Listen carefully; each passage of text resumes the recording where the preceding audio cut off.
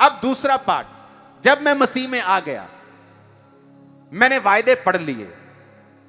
अगर एक गरीब व्यक्ति मसीह में आता है, गरीबी का श्राप उसके बाप दादा उसे छोड़ ही नहीं रहा उसको, तो वचन कहता है मैं तुझे सिर बनाऊंगा। वचन कहता है मैं तुझे, अब्राहम की बोला परमेश्वर ने, दुनियावी और आत्मिक सब तरह की आशीषें मैं तुझे दूंगा। मेरे पास दुनियावी ब्लेसिंग्स भी हैं, लेकिन मैं उन्हें फेसबुक पे उन्हें जाकर उनका घमंड नहीं करूंगा, क्योंकि मैं उनके लिए नहीं बुलाया गया हूं, पर मैं उनसे पीछे नहीं हूं। मेरे पास सब कुछ है, मैं लेकिन अपना ध्यान आत्मिक रखूंगा, क्योंकि मैं दुनियावी आशीषों के लिए भी बुलाया गया, मुझे मालूम है, लेकिन वो दूसरा प्लेस है। पहला आत्मिक आशीष है।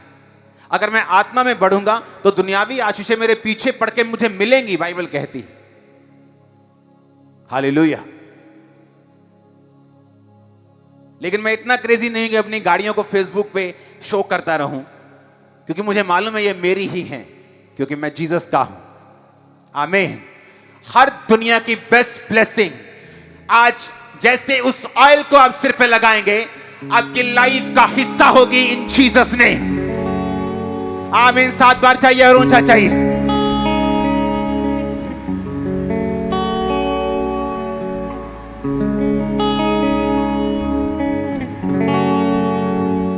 आमीन। आमीन। अब दूसरा हिस्सा, जब मैं मसीह में आ गया, मुझे वायदे मालूम हैं। मैंने आपको पुरानी बाइबल दिखाई है अपनी, मेरी वाइफ को गिफ्ट कर दी है मैंने, क्योंकि इस दुनिया में जीसस क्राइस्ट के बाद मेरा सबसे बड़ा जो ब्लेसिंग है मेरी वाइफ है। हालेलुया। तो मैंने इसको बाइबल अपनी गिफ्ट की। अगर आज भी, मैं अगले हफ्ते शायद लेके आऊं, अगर आज भी आप मेरी बाइबल देखेंगे तो कहीं कहीं से बिल्कुल येलो है, वो उसके पेपर्स काले हो चुके। लाल बाइबल थी मेरे पास और वो काली हो चुकी। कहां कहां से काली हुई? जब मैं वचन पढ़ता था तो वचन में लिखा था ये है वो है, मैं तुझे ऐसा, तो मुझे लगता था कि हाँ, क्या परमेश्वर इस पागल की लाइफ में इतना बड़ा काम कर सकते हैं? तो मुझे यकीन नहीं होता था और मुझे रोना आता था और मेरे सिर पे बहुत तेल लगा होता था। वो अनॉइंटेड ऑयल जो आपको मिला है वो भर भर के मेरे पास मैं लगा के रखता था, क्योंकि मुझे मेंटली अपसेट के अटैक होते थे। तो मैं रोते रोते ऐसे ही बाइबल पे सिर रख लेता था और आंसू निकलते थे, तेल निकलता था, तो वो पेज पे लग जाता था। तो अभी भी वो तेल और जो वो चीज़ें हैं वो बाइबल पे अभी भी लगी हुई हैं। और जिस जगह मैं ज़्यादा रोया हूँ वो अभी वो जगह दिखती है बाइबल में कि ये जगह जो वायदे परमेश्वर ने किए थे, कि मैं प्रभु से कहता था, प्रभु तू पूरा करेगा मेरी लाइफ में, क्या ये मेरी लाइफ में हो सकता है? उन वायदों को समझने के बाद, मसीह में आने के बाद, उन वायदों को समझने के बाद फिर तीसरी चीज़ क्या थी वो अब मैं आपसे शेयर करूंगा। वो तीसरी चीज जो आज मैं आपसे शेयर करूंगा, अगर आपने उसे माना, आपकी लाइफ सेम नहीं रहने वाली। यशाया 43 उसकी 1 और 2 आयत। हे इज़राइल तेरा रचने वाला और तेरा, हे याकूब तेरा सृजनहार यहोवा यूं कहता है, मत डर, क्योंकि मैंने तुझे छुड़ा लिया है और मैंने नाम लेकर तुझे बुलाया है और तू मेरा ही है। जीसस ने क्या कहा? इज़राइल मतलब आप, याकूब मतलब आप, मत डर, मैंने तुझे छुड़ा लिया, तेरा नाम लेकर तुझे बुलाया। उसने आपको छुड़ाया कि नहीं छुड़ाया? शैतान से छूटे कि नहीं छूटे? पाप से छूटे कि नहीं? नाम लेके उसने बुलाया कि नहीं? अब आगे बढ़ेंगे। जब तू जल में होके जाए मैं तेरे संग रहूंगा, नदियों में होके चले वो तुझे ना डुबो पाएंगी, जब तू आग में चले तो तुझे आंच ना लगेगी, उसकी लौ तुझे जला ना सकेगी। अब आता है दूसरा पार्ट। मैं मसीह में आया, वायदे सुने, कबूल किए, चलना शुरू हुए। अब आता है मेजर पार्ट, मेन पार्ट, जो मेरे और छुटकारे के बीच की सीढ़ी है। जिस तरह याकूब को सीढ़ी दिखी, खुदा ने कहा मैं तुझे ये दूंगा, ये दूंगा, ये दूंगा, ये दूंगा, ये दूंगा। ओके, अब वो चला गया लाबान के घर में। वो 20 साल उसको लगे तैयारी में, जो खुदा ने कहा था। अब वो तैयारी उसकी करनी पड़ी उसको। क्यों? क्योंकि पर उसका कैरेक्टर कभी सीधा नहीं होता जब तक उन 20 सालों की परीक्षा में वो नहीं जाता। अब दूसरा, जब हम पढ़ते हैं जब तू जल में हो, पहले वो यीशु मसीह कहते हैं हे इज़राइल मत डर, मैं तुझे नाम लेके बुला लिया। पहली आयत, मैंने तुझे छुड़ा लिया। अब जब आप छुड़ा लिए गए आप बुला लिए गए, तो दूसरी आयत शुरू होती है। अब कहता है जब तू जल में से होकर जाएगा। बोलो अपने पड़ोसी को, जब तू जल में होकर जाएगा। बोलो, पूछो पड़ोसी को, जब लिखा है कि अगर लिखा है? क्या लिखा है? जब। जब मैं आपको मान लो ऐसा बोलूं कि जब मैं तुझे लुधियाना भेजूंगा, हां मैं तुझे लुधियाना भेज रहा हूं, जब फिलौर आए, हां जलंधर से लुधियाना भेज रहा हूं, पहले फगवाड़ा आएगा, गुराया, फ्लोर, हाँ ऐसा आएगा। जब फिलौर आए तो तू वहां मत जाना, तू थोड़ा इधर मुड़ जाना। जब यानी फिलौर आएगा ही आएगा। जहां मैं तुझे भेज रहा हूं, मैं तुझे भेज रहा हूं, अच्छा मैं तुझे खामरा चर्च भेज रहा हूं, जब खामरा का गेट आए तो अंदर चले जाना, 1 किलोमीटर में चर्च आ जाएगा। खामरा चर्च का गेट गायब तो नहीं होगा कभी भी, मतलब वो तो रहेगा ना। जब परमेश्वर बाइबल यूज करती है, जब का मतलब है ये डेफिनेट आपके साथ होगा। आमीन मत बोलो, ये परीक्षा है ये होगी पर जरूर। हालेलुया। जब का आ गया, जब का मतलब है कि this is going to happen, ये होगा ही होगा आपके साथ, 100% होगा। अगर आप बुलाए गए हैं तो, अगर आप हीलिंग के लिए आए, जस्ट देखने के लिए आए हैं तो स्वागत है, कोई प्रॉब्लम नहीं है। देखो, परखो, चेक करो। जो हीलिंग ले रहे हैं उनके घर में जाओ, चेक करो खरीदे हुए तो नहीं है, बिके हुए तो नहीं, सब चेक करो, कोई प्रॉब्लम नहीं। लेकिन अगर तुम सचमुच उस जीवन को जीना चाहते हो जो परमेश्वर बाइबल में वायदा करता है, तो मैं उस जीवन की बात कर रहा हूं। परमेश्वर कहता है जब तू पानी में से जल में होके जाएगा मैं तेरे संग रहूंगा। उसने ये नहीं कहा जब तू जल में से होके जाएगा तो मैं तुझे जाने नहीं दूंगा, मैं तुझे बचा लूंगा, मैं किश्ती भेज दूंगा, मैं तुझे जल में होकर जाने नहीं दूंगा। उसने कहा जब तू जल में होकर जाएगा मैं तेरे साथ रहूंगा। नदियों में होकर जाएगा तुझे डुबो ना पाएंगी। और जब तू आग में चलेगा, अगर कोई व्यक्ति आग के पास चला जाता है तो भागता है वहां से, हाँ फटाफट भागता है कि यार गर्मी है यहां। तंदूर के पास अगर चले जाए तो वहां से फटाफट निकलता है कि गर्मी है। लेकिन जीसस क्राइस्ट ने कहा जब तू आग में चलेगा, यानी जब तेरी परख की आग तुझ पे होगी तो तू भाग नहीं सकेगा। तू जल्दी में उस आग को पार नहीं कर सकता। अगर यीशु मसीह ने सोचा है तुझे बंदा बनाना है और इसके लिए चाहे तेरा वीजा 10 साल रोकना पड़े, वो रोक देगा 10 साल के लिए। और तू उस गरीबी की आग में से चल के जाएगा हर दिन, 1 दिन, 2 दिन, महीना, 2, 3 साल, दूसरा साल, तीसरा, चौथा, पांचवा, 6वां, 7वां, 8वां, 9वां, 10। आपको लगेगा कि मैं इस आग को पार क्यों नहीं कर पा रहा हूं, मैं क्यों इस आग को दौड़ के पार नहीं कर सकता? क्योंकि जीसस क्राइस्ट में उस आग को दौड़ कर पार नहीं करने देंगे। अगर वो जीसस क्राइस्ट में एक परमानेंट छुटकारे की ओर लेके जा रहे हैं तो, अगर वो छुटकारा तुम्हारे वंशों का उसने सोचा हुआ है और एक ऐसा छुटकारा सोचा है जो तुम्हारे मृत्यु जीसस क्राइस्ट के आने तक तुम्हारे पास रहेगा, मैं उस छुटकारे की बात कर रहा हूं। ये तुमसे वापस नहीं जाएगा, तुम्हारी इज्जत बढ़ेगी, ब्लेसिंग्स बढ़ेंगी। आमीन। ऊंचा चाहिए मेरे को, आमीन। वो कहता आग में से तब तू होके, क्या लिखा है, भागेगा कि चलेगा? बोलो पड़ोसी को, बोलो क्या लिखा है, बोलो बोलो क्या लिखा है, एक दूसरे को बताओ क्या लिखा है। हां क्या लिखा है, चलेगा कि भागेगा? आग का जो इब्रानी शब्द है वो है 1980 शब्द हलाक। हलाक जो शब्द है ये 3212 शब्द से लिया गया, जिसका मतलब है यालाक। यालाक का मतलब है, अगर आप नीचे उसे पढ़े तो उसका मतलब है ग्रो। आग का मतलब है ग्रो। जब तू आग में से होके जा रहा है, वो आग नहीं है, वो तेरी ग्रोथ है, वो तेरी ब्लेसिंग है, तेरी ब्रेड है, तेरी ताकत है। ओ आमीन। ऊंचा चाहिए चर्च। जब इब्रानी भाषा में आग को लिया तो आग को यलाक शब्द से लिया गया, जिसका मतलब है 3212 शब्द का मतलब है ग्रो करना। आग और ग्रोथ ये दोनों सिमिलर हैं, दोनों एक हैं बाइबल के मुताबिक। इसका मतलब क्या, क्यों परमेश्वर ये चाहता है कि आप परीक्षाओं में से होकर गुजरें? मैं आपको बताता हूं। अगर परमेश्वर आपको आज परीक्षाओं से निकाल कर वो आशीष नहीं देगा, मैं आपको गारंटी देता हूं वो आशीष कभी भी टिकी नहीं रहेगी आपकी लाइफ में। अब बड़ी गहरी बात मैं बोल रहा हूं। उन परीक्षाओं के दिनों में कुछ मेमोरीज जिनको इंग्लिश समझ नहीं आती, क्या बोलूं उनके लिए, कुछ यादें, कुछ मेमोरीज, उन परीक्षाओं में कुछ ऐसी मेमोरीज और यादें और फीलिंग्स परमेश्वर फिक्स करेगा। जब आप उन परीक्षाओं से निकलकर टॉप प्लेसेस पर होंगे, वो फीलिंग्स, वो मेमोरीज और यादें आपको गिरने से बचाएंगे। और ये वचन तब तक समझ नहीं आएगा जो अभी मैंने बोला है, जब तक आप इसे एक्सपीरियंस नहीं करेंगे, क्योंकि ये बताने वाली बातें नहीं, ये एक्सपीरियंस करने वाली बातें। वो मेमोरीज,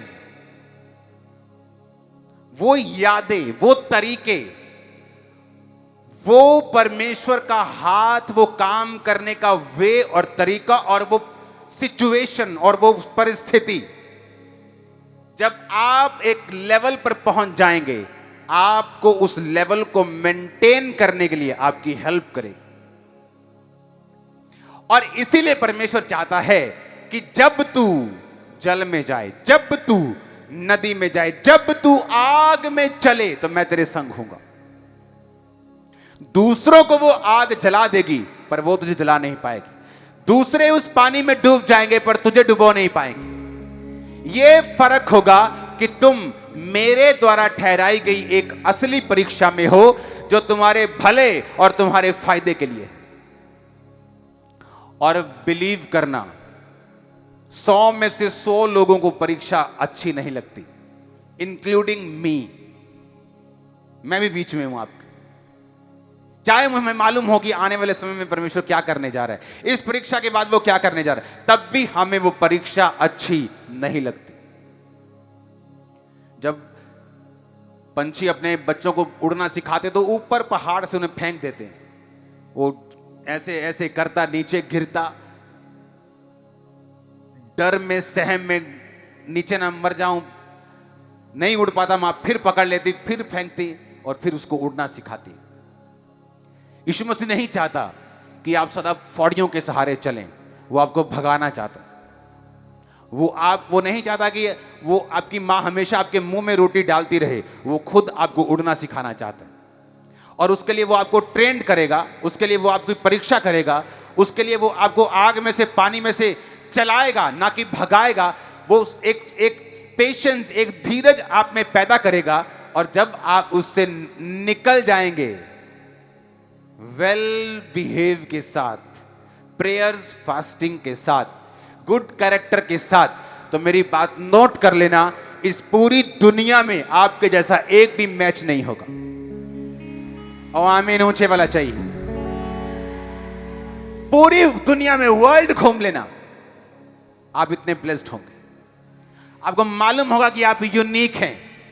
आपको मालूम होगा ये बात, क्योंकि आपने वो 10 साल, वो 15 साल, वो 7 साल, वो 8 साल, वो जितने भी साल हैं, आपने निकाल लिए। जब आप मसीह में आते हैं, पहला साल बड़ा नाजुक होता है, दूसरा साल थोड़ा और कम नाजुक होता है, तीसरा साल थोड़ा और कम नाजुक होता है। जब आप 3 साल से आगे निकल जाते हैं, आप एक बड़े खतरे को पार कर जाते हैं। पहले 3 साल बड़े ध्यान से रखो। पहले 3 साल शैतान पूरा जोर लगाता है कि जिस तरह हेरोदेस ने छोटे बच्चे 1-2 साल के मरवा दिए थे, शैतान पूरा चाहता है कि जब आप मसीह में बिल्कुल नए हैं, आपको वहीं खत्म कर दिया जाए। आपका पड़ोसी के द्वारा, आपके किसी रिश्तेदार के द्वारा, किसी प्रभावी इंसान के द्वारा, ए मसीह में आ गया तो कोई फायदा नहीं तेरे को। किसी भी तरह से, बीमारी से, अटैक से, किसी भी रीति से वो चाहता है आप दूर हो जाएं, क्योंकि जब आपके 3 साल निकल गए, आप एक बड़ा हिस्सा पार कर चुके हैं। हालेलुया। और ये आपको प्रैक्टिकल बातें बता रहा हूं। जब आप दाऊद को देखते हैं, दाऊद की परीक्षा का समय क्या था? क्योंकि परीक्षा जो होती है वो एक ही बार नहीं होती। एक व्यक्ति की लाइफ में परीक्षा के 2, 3, 4 चरण हो सकते हैं, पार्ट हो सकते हैं। दाऊद के लाइफ की पहली परीक्षा जो थी वो था उसके घर की रिजेक्शन, उसके भाइयों का उसको रिजेक्ट करना, उसके फैमिली का दाऊद को इग्नोर करना। जब एक नबी पुराने समय में किसी के घर जाता था तो घर वाले कांपने लग जाते थे, या तो उन्हें मालूम था कि मौत आई है या कोई बड़ा जीवन आया, या तो हम मरने वाले हैं या कुछ बड़ी तगड़ी ब्लेसिंग मिलने वाली। इस दोनों के अलावा और कोई रीजन नहीं है किसी बड़े नबी का हमारे घर में आने का। और जब शमूएल ने कहा कि जाओ और मैं तुम्हारे बच्चों को, एक बच्चे को अभिषेक करना चाहता हूं, सारे बच्चे बुला लिए और दाऊद भूल गया। क्यों? क्योंकि वो एक रिजेक्टेड बच्चा था अपने घर का, एक रिजेक्टेड संतान थी दाऊद। क्यों वो रिजेक्ट हुआ? कई बार आप सोचते हैं यार मैं चंगा भला हैगा, मैं भी अच्छा हूं, मेरा स्वभाव भी अच्छा है, लेकिन ये मेरे कजन मुझसे बात नहीं करते, ये मेरी फैमिली मुझे समझती नहीं, ये लोग मुझे समझते नहीं। क्योंकि परमेश्वर नहीं चाहता वो लोग आपको समझें और आप उनके बीच में घुसें। वो चाहता है आप अलग रहें और वो आपको बिल्ड कर सके। और जैसे दाऊद अलग रहा तो क्या हुआ? घर वालों ने ऐसा काम दे दिया जो बिल्कुल ही दूर है, जा भाई भेड़ बकरियां ले जा चरा।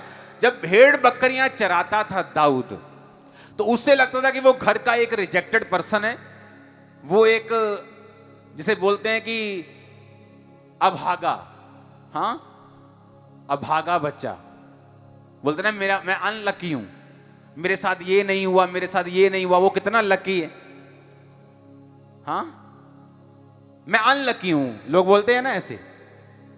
तो दाऊद अपने आप को अनलकी कहने की बजाय वो उस जंगल में रहा, भेड़ बकरियों को चराते चराते उसने गोफन चलाना सीखा और वही गोफन गोलियत को मारने के काम आया और वही गोलियत को मारना उसकी मिनिस्ट्री की शुरुआत थी और उसके मशहूर होने की शुरुआत थी। हां, दूसरी बात, जब वो क्योंकि जब भेड़ बकरियों को चराते थे तो ऐसा नहीं था कि घर के आसपास चराए गए, तो घर के आसपास कितने लोग चराएंगे, सबके पास भेड़ बकरियां थी, तो लोग दूर दूर जाके जंगलों में चराते थे। जब दाऊद दूर जंगलों में भेड़ बकरियों को चराता था तो उसे जंगल के सारे रास्ते मालूम हो गए थे, जंगल में कैसे सरवाइव करना है, जंगल में कैसे रहना है, अगर खाना नहीं है तो जंगल से खाना कैसे लेना है, बारिश हो रही तो क्या करना है, अगर जंगल में 50 दिन 60 दिन रहना पड़े तो क्या करना है। और यही कारण था कि जब शाऊल दाऊद को मारने के लिए उठा और दाऊद के साथ कोई नहीं था, यहां तक कि दाऊद का अपना परिवार भी उसके साथ नहीं था। इमेजिन करो कोई आपको मारना चाहता है और आपका परिवार उसी बंदे की टीम में हो, आप कैसा फील करेंगे? और वो आपकी जान का दुश्मन हो, और जान का दुश्मन ऐसे नहीं कि तुम्हें 4 डंडे मार के चला जाएगा, तुम्हारी बाजू टांग तोड़ देगा, तुम्हारी जान का दुश्मन है। और उस तीसरी बात ये कि कोई कोर्ट उसे घड़ीस नहीं सकती क्योंकि वो खुद राजा है, कोई बंदा उसे स्टॉप नहीं कर सकता क्योंकि वो खुद किंग है। और उसी के टीम में दाऊद के भाई भी हैं और उसको मालूम है कि मेरी फैमिली मेरे काम नहीं आ रही, मेरे लोग मेरे काम नहीं आएंगे, तो वो कहां गया? उन्हीं जंगलों में। अब मेरे को यह बताओ, अगर दाऊद उन जंगलों में नया होता तो कभी सरवाइव कर पाता? नहीं कर पाता। उसे मालूम नहीं होता कैसे रहना है, बाहर रह नहीं पाता क्योंकि राजा जान का दुश्मन है, लोग बता देंगे, प्रजा बता देंगे, कहीं सिपाही देख लेंगे। जंगल में रह नहीं पाता क्योंकि जंगल कभी देखा नहीं, जंगल का एक्सपीरियंस नहीं है। तो इसीलिए परमेश्वर ने वो भला किया कि दाऊद को अपने परिवार से रिजेक्ट करवाया, दाऊद को जंगलों की सैर करवाई, सालों साल उसको जंगलों में रखा, ताकि जब परमेश्वर का रियल पर्पस आए दाऊद कामयाब होकर वापिस आए। आमीन। इसलिए मैंने क्या कहा, वो मेमोरीज, वो थॉट्स, वो यादें, वो प्रोसीजर, वो परिस्थितियां जो परीक्षाओं के दिनों में पड़ी थीं, जब आप हाईएस्ट लेवल पे होंगे या किसी अगली परीक्षा में होंगे, आपको याद आएंगी और आपको सुरक्षित रखेंगी, आपको बचा के रखेंगी, आपको नेक्स्ट लेवल के लिए तैयार करेंगे। आमीन। ऊंचा चाहिए चर्च मेरे को। हालेलुया। लेकिन क्या आप परीक्षाओं में खुदा के साथ वफादार हैं या नहीं? क्योंकि हर एक की परीक्षा अलग है। मेरी ब्लेसिंग अलग थी, मेरी परीक्षा अलग थी। आपकी ब्लेसिंग अलग है, आपकी परीक्षा अलग है। आपके पड़ोसी की परीक्षा अलग है, आपकी पत्नी की परीक्षा अलग, आपके पति की अलग, आपके बच्चों की अलग है, आपके चर्च के लोगों की अलग, आपकी अलग, आपके माँ की अलग, बाप की अलग। आप घर में 10 जन हैं, 10 की परीक्षा अलग अलग है। तो क्या उन परीक्षाओं में आप वफादार रहने के लिए तैयार हैं? पेशेंस रखने के लिए तैयार हैं? धीरज रखने के लिए तैयार हैं? साइलेंस टाइम पर, जब आपको लगता है आपका टाइम वेस्ट हो रहा है, लेकिन खुदा उसी साइलेंट टाइम में आपको बना रहा है किसी नेक्स्ट लेवल पे लेके जाने के लिए, कि आप बने रहने के लिए तैयार हैं? आवाज नहीं आई मेरे को, ऑनलाइन भी मेरे को आवाज आनी चाहिए। Hallelujah, hallelujah. तो इस रीति से फिर क्या होगा? इस दुनिया की कोई ताकत, इस दुनिया का कोई इंसान, कोई शैतान आपको ग्रेटनेस की हद तक जाने से कभी रोक नहीं सकता। फिर मैं ब्लेसिंग की बात नहीं कर रहा हूं, ब्लेसिंग शब्द आपके लिए छोटा हो जाएगा। आप खुद एक ब्लेसिंग होंगे, और मैंने कहा आप खुद एक छुटकारा भी होंगे। आमीन ऊंचे वाला चाहिए चर्च। हालेलुया। इसलिए मैंने कहा छुटकारा टाइम पास नहीं है, छुटकारा शॉर्ट टाइम सब्जेक्ट नहीं है, ये जल्दी वाला काम नहीं है। खुदा ने 43 उसकी एक आयत में कहा कि मैं तेरा छुड़ाने वाला हूं और बुलाने वाला हूं। 2 आयत में कहा उसके बाद तुझे परीक्षाओं में लेकर चलने वाला हूं। पहले वो बुलाएगा, छुड़ाएगा और बुलाएगा, पाप से शैतान से छुड़ाकर बुलाएगा, और उसके बाद जो डेस्टिनी है आपकी, आपकी जो मंजिल है, बुलाहट है, उसके लिए फिर आपको वो तैयार करेगा। और ये बात को बड़े आराम से समझो, सभी क्रिश्चियन लोग अपनी बुलाहट तक नहीं पहुंच पाते। सभी क्रिश्चियन भी अपनी बुलाहट को पूरा नहीं कर पाते। उसके बहुत सारे फैक्टर्स हो सकते हैं। मेंटर्स ना होना, जीवित चर्च का हिस्सा ना बनना, यीशु मसीह के साथ संबंध ना होना, प्रार्थना ना करना, बाइबल ना पढ़ना, रोजे ना रखना, पवित्रताई में ना जीना, बहुत से फैक्टर्स हो सकते हैं। हालेलुया। आप ब्लेस्ड है चर्च। आमीन ऊंचा चाहिए। मैंने कहा आप ब्लेस्ड।